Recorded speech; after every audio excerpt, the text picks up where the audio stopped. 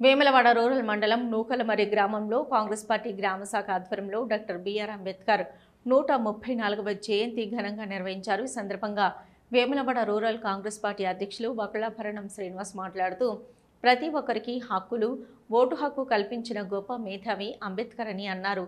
అంబేద్కర్ ఆశయ సాధనకు ప్రతి ఒక్కరూ కృషి చేయాలని కోరారు। ఈ కార్యక్రమంలో గ్రామ శాఖ అధ్యక్షులు పాలకుర్తి పరశురాం, రూరల్ కాంగ్రెస్ యూత్ అధ్యక్షులు రోమాల ప్రవీణ్, మాజీ సర్పంచ్ పిట్టల వెంకటేష్, కాంగ్రెస్ నాయకులు కార్యకర్తలు పాల్గొన్నారు।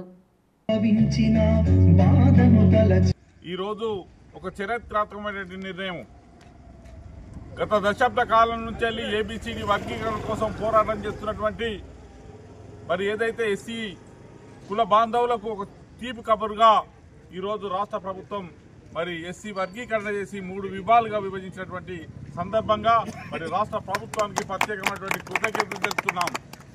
ఏదైతే మరి కాంగ్రెస్ పార్టీ ఇచ్చినటువంటి మాట మీద నిలబడుతూ ఆనాడు ఏదైతే మేము తప్పకుండా అధికారం రాగానే ఏబీసీడీ వర్గీకరణ చేస్తామని ప్రకటించినటువంటి సందర్భంగా ఈరోజు అసెంబ్లీ లోపల మరి బిల్లు పాస్ చేయడం జరిగింది।